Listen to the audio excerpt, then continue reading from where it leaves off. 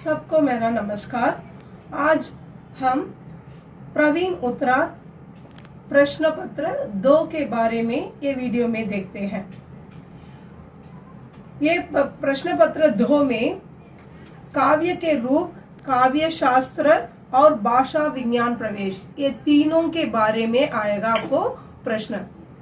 அதாவது இந்த செகண்ட் பேப்பர்ல பாத்தீங்கன்னா காவிய கே ரூப்னா உங்களுக்கு ஆல்ரெடி தெரிஞ்சிருக்கும், ப்ரோஸ் போயம் அப்படின்னு தான் நம்ம பிரிக்கிறோம் காவியத்தை। அதுல ப்ரோஸ பத்தி தான் இதுல साहित्य और समाज, काव्य की परिभाषा और विभाग, दृश्य काव्य विवेचन। दृश्य काव्यना நம்ம கண்ணால பார்க்கக்கூடியது தான் दृश्य काव्य। அப்படின்னா என்னது?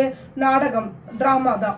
அதுல என்ன கேரக்டர்ஸ் எப்படி வருது, அப்புறம் அந்த டிராமா எப்படி முடியுது, அதுல ஆக்டிங் எப்படி பண்றாங்க, அதாவது अभिनय, दुखांत नाटक, मीमांसा, सिनेमा और रेडियो नाटक, हिंदी का नाटक साहित्य, इसके बारे में आएगा उसमें। और गद्य साहित्य के बारे में, गद्य साहित्य में क्या क्या आएगा? उपन्यास, कहानी और निबंध, ये तीनों आता है।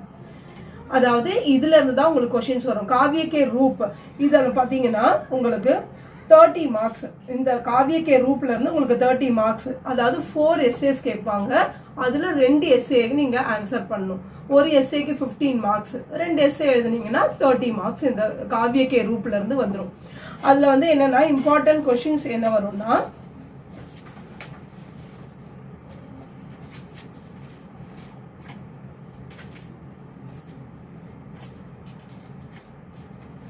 काव्य की आत्मा के बारे में भिन्न भिन्न आचार्यों में मतों का परिचय कीजिए। कहानी की परिभाषा देकर उसके तत्वों की समीक्षा कीजिए। उसके बाद दुखांत नाटक की मीमांसा करते हुए लिखिए कि भारत में दुखांत नाटकों का अभाव क्यों है। ये सब इंपॉर्टेंट क्वेश्चन है ये रोमन में, और भी है, अभी देखते हैं।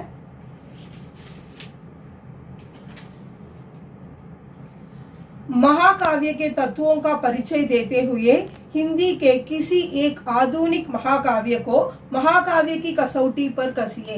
उसका मतलब இந்த क्वेश्चन என்ன பண்ணனும்னா, ஏதாவது ஒரு மகாகாவியத்தை எடுத்துக்கிட்டு அதுல மகாகாவியத்துக்கான லட்சணங்களா ஆச்சாரியர்கள் சொல்லியிருக்க எல்லாமே அதுல கவர் ஆயிருக்கா அப்படின்றத நீங்க எழுதணும்।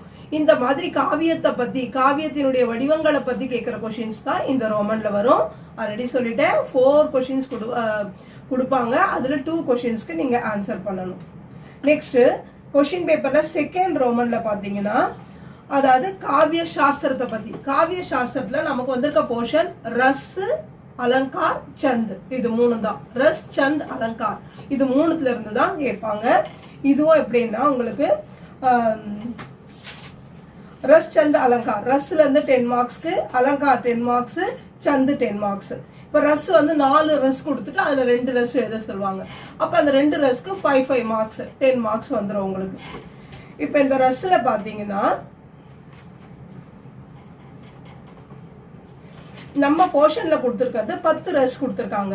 இந்த 10ல இம்பார்ட்டண்டா நீங்க வந்து ஒரு 5 படிச்சீங்கன்னா, அதாவது எப்பவுமே 50% நம்ம கவர் பண்ணா சாய்ஸ்ல நம்மளால கரெக்டா படிக்க முடியும்। இப்போ இந்த ரஸ்ல முக்கியமான ரஸ் சொல்றேன், அத வரைக்கும் படிச்சீங்கன்னா உங்களால எக்ஸாம்ல கண்டிப்பா அட்டெண்ட் பண்ண முடியும்।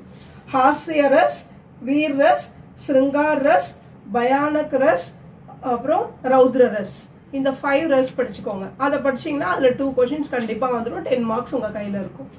நெக்ஸ்ட் சந்த், சந்துல பாத்தீங்கன்னா 16 சந்து கொடுத்திருக்காங்க। நம்ம போர்ஷன்ல வர்றது 16 சந்து, ஆனா நீங்க அதுல படிக்க வேண்டியது பாத்தீங்கன்னா பரவை சந்து, சோரட்டா சந்து, ரோலா சந்து, குண்டலியா சந்து, அப்புறம் கவிச்சந்த், இந்த 5 சந்து படிச்சுக்கோங்க। 16 இருக்கு, ஆக்சுவலா 8 படிக்கணும், பட் உங்களுக்கு ரொம்ப டஃப்பா இருக்கும்னு யோசிச்சீங்கன்னா இந்த 5 சந்தாவது நீங்க படிச்சுக்கோங்க, அதுல இருந்து 2 உங்களுக்கு கவர் ஆக சான்ஸ் இருக்கு। நெக்ஸ்ட் அலங்கார், அலங்காரம் அதே மாதிரி தான் 10 மார்க்ஸ், 2 क्वेश्चंस நீங்க அட்டெண்ட் பண்ணணும்। 4 கொடுப்பாங்க, அதுல 2 அலங்கார் நீங்க அட்டெண்ட் பண்ணா போதும்। அதுல வந்து உங்களுக்கு 21 அலங்கார், நம்ம போர்ஷன்ல வர்றது 21 அலங்கார், அதுல நீங்க வந்து அட்லீஸ்ட் ஒரு 8 ஆவது நீங்க கவர் பண்ணீங்கன்னா ஓகேவா இருக்கும்। அலங்கார் எல்லாமே பார்க்கிறதுக்கு ஒரே மாதிரி தான் இருக்கும், நீங்க ஈஸியா அதை பண்ணிக்கலாம், ஏன்னா அதுல க்ளூ வேர்ட்ஸ் வரும், ப்ளஸ் எக்ஸாம்பிளோட எழுதணும் நீங்க। பாருங்க, அனுப்ராस अलंकार, वक्रोक्ति अलंकार, उपमा अलंकार, उल्लेख अलंकार, रूपक अलंकार, अतिशयोक्ति अलंकार, விரோதாபாஸ் அலங்கார். இந்த அலங்கார் வரைக்கும் நீங்க படிச்சுக்கிட்டீங்கன்னா இதுல இருந்து கண்டிப்பா உங்களுக்கு கவர் ஆயிடும். 2 கொஸ்டின் எழுதினா போதும். அப்ப இதுல 30 மார்க்ஸ். ஃபர்ஸ்ட் காவிய கே ரூப்ல இருந்து 30 மார்க்ஸ், காவிய சாஸ்திரல இருந்து 30 மார்க்ஸ். அப்ப 60 மார்க்ஸ் உங்களுக்கு கவர் ஆயிடுது. அடுத்தது வந்து பாத்தீங்கன்னா பாஷா விஞ்ஞான் பிரவேஷ். பாஷா விஞ்ஞான் பிரவேஷ்னா இப்போ ஒரு லாங்குவேஜ்ன்றது நம்ம பேசுற லாங்குவேஜ் எப்படி உருவாச்சு, எப்படி அது மாற்றம் அடைஞ்சது. ஒரு ஆச்சாரியர்கள் ஒவ்வொரு கருத்து சொல்லியிருக்காங்க. ஒரு ஆச்சாரியார் என்ன சொல்றாரு, கடவுள் கொடுத்தது லாங்குவேஜ். அப்ப இன்னொருத்தர் என்ன பண்றாரு, கடவுள் கொடுத்ததா இருந்தா ஒரு ஆளை பிடிச்சி ஒரு இடத்துல போடுங்க, அவர் வந்து என்ன பண்றது, யாருமே அவர் கூட பேசக்கூடியவங்க இருக்கக்கூடாது. அப்ப எப்படி அந்த அவர் பேசுவாரு, முடியாது. அப்ப அது கடவுள் கொடுத்தது கிடையாது. இப்படி நிறைய பேர் அவங்கவுங்களா வந்து ப்ரூவ் பண்ணி இந்த மாதிரி நிறைய கருத்து வேறுபாடுகள் இருக்கு. இதெல்லாம் படிக்கிறது தான் இந்த பாஷா விஞ்ஞான் பிரவேश. இதுல इंपॉर्टेंट क्वेश्चंस பாத்தீங்கன்னா भाषा की परिवर्तनशीलता के प्रमुख कारणों का विवेचन कीजिए. बोली, विभाषा, भाषा एवं राष्ट्रभाषा के स्वरूप, देवनागरी लिपि की वैज्ञानिकता पर प्रकाश डालिए. संसार की भाषाओं का पारिवारिक वर्गीकरण प्रस्तुत कीजिए. இதெல்லாம் இம்பார்ட்டன்டான क्वेश्चंस.